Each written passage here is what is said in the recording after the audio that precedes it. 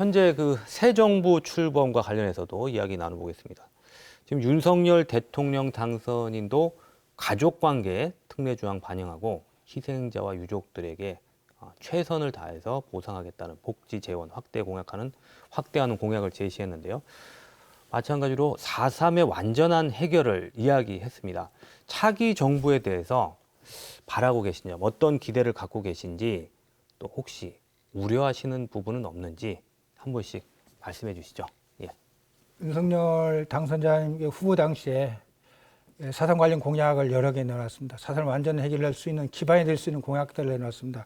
가족관계 특례를 확실히 해서 그 가족들을 그 뿌리를 찾아도록 해주겠다는 공약도 내놨고, 보상도 합리화해서 그 유족들이 하나를 다 풀어주겠다.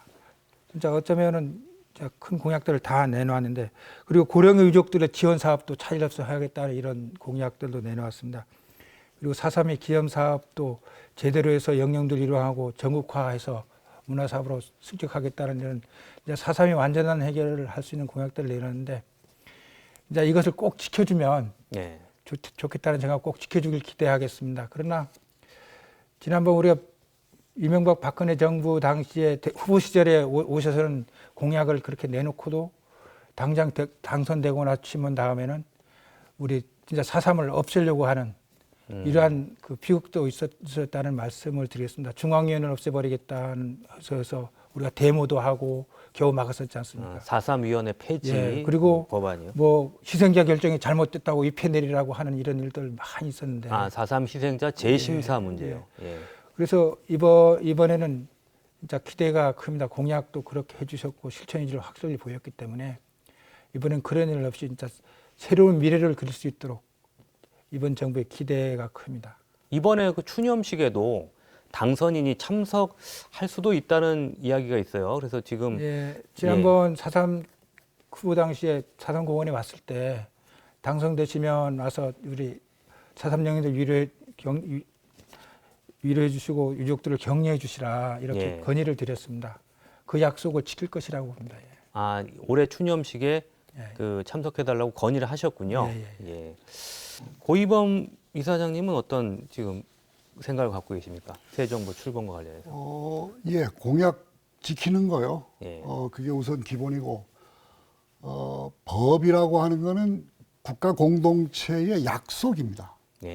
이것이 4.3 특별법을 통해서 4.3의 희생자들이 국가 폭력의 잘못으로 희생을 당했다고 하는 거를 확실하게 밝혔기 때문에 이제 더 이상 4.3에 대해서 폄훼하는 일은 벌어지지 말아야 되겠고, 또 언론의 자유 문제를 떠나서 국가가 이런 그 망언이나 폄훼하는 그런 발언들에 대해서 통제하는 것은 국가의 도덕적 책무라고 생각합니다.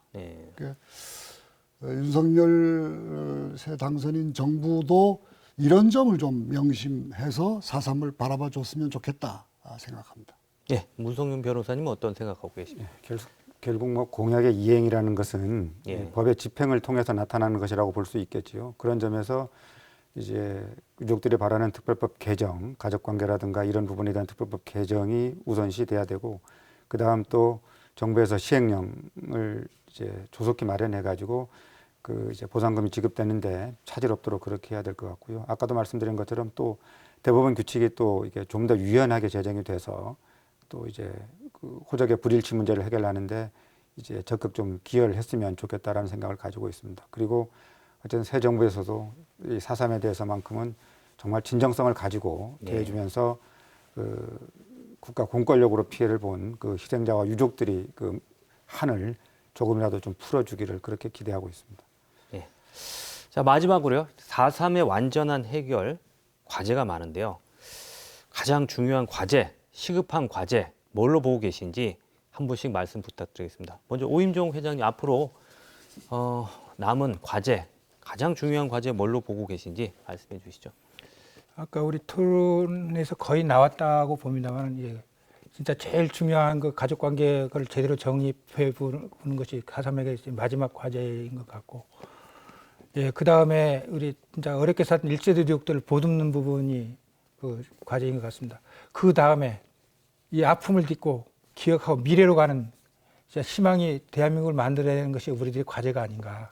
우리들이 이 이제 아팠던 70년 그거를 이번에 잘 위령해드리고 미래의 그림들을 잘 그려내야 되는 게 우리들의 역사 얘기인데 이번 그 그려내는 밑그림들이 이번에 올 실전에 잘 그려내야 될 걸로 보고 우리 유족들도 이번 사전 추념식 끝난과 동시에 미래에 대한 그 희망의 그림들을 그려내겠습니다. 이런 말을 했습니다. 지옥과 천당 차이가 뭔 줄 아느냐 했는데 바로 그게 희망이라는 말이었습니다. 진짜 미래의 희망을 그려서 진짜 대한민국을 만들어내야 되지 않을까. 이게 우리가 해야 될 일이 아닌가 생각을 합니다. 예, 고이범 이사장님, 앞으로 4.3의 완전한 해결, 이 얘기 자주 합니다만 그만큼 해결이 안 되고 있다는 반증일지도 모르겠어요. 앞으로 어떻게 나아가야 될지 말씀해 주시죠. 너무 큰 문제여서 그 완전한 해결 얘기를 많이 합니다만 완전한 해결로 가는 길은 아직도 좀 멀 것이다. 예. 우선 특별법 개정된 내용 충실하게 잘 이행하는 거 시급한 과제고요. 이 차세대 연구자들을 좀 길러내는 거, 지금까지 진상규명에 관심을 많이 가졌다면 후세대의 그 4.3이 가지고 있는 의미와 가치 이런 것들이 후세대에 제대로 전승되기 위한 노력, 그 일환으로 4.3 유적지가 800여 곳이 있습니다만 이런 데를 무슨 지정문화재로 등록을 하는 거 이런 것도 중요하지만 교육과 전승을 위해서 기억 전승을 위해서 어떻게 활용할 것이냐에 대한 생각도 좀 했으면 좋겠고요. 정명의 문제는 뭐 여러 번 언급됐습니다만 이미 그 문화예술 진영에서는 4.3의 이름을 붙여놓고 있습니다. 학계에서 이에 대한 활발한 논의를 통해서 이런 노력도 가져가야 될 것으로 생각하는데 서두를 일은 아니지만 그러나 반드시 해야 될 일이고 지금 4.3 평화기념관의 그 전시실에 백비가 눕혀 있는데 이 백비에 4.3의 이름을 새기고 세워야 된다. 이것도 우리한테 주어진 과제라고 생각합니다. 또 4.3에 대해서 더 이상 폄훼해서는 안 되는 것도 아까 앞서 말씀드린 대로 공동체의 약속을 지키는 길이다. 그렇게 생각합니다. 네, 문성민 변호사님 마무리 말씀 부탁드리겠습니다. 예, 물론 이제 4.3의 어떤 완전한 해결을 위해서는 여러 가지 가야 할 길이 많습니다만은 단기적 과제로서는 유족들이 고령이라는 점을 감안해서 보상금 지급이라든가 특별법 개정에 힘을 기울여야 할 것 같고요. 장기적 관점에서는 결국은 4.3의 진실을 후손들에게 알리는 그런 교육이 선행되어야 할 것으로 봅니다. 그런 교육이 선행되어야 다시는 이 땅에 그런 비극이 일어나지 않고 또 역사가 바로 설 것으로 생각이 되기 때문입니다. 그런 단기적 과제와 장기적 과제를 잘 선별해서 수행해 나가는 것이 4.3의 완전한 해결에 좀 더 가깝게 접근하는 길이 아닌가 생각을 하고 있습니다.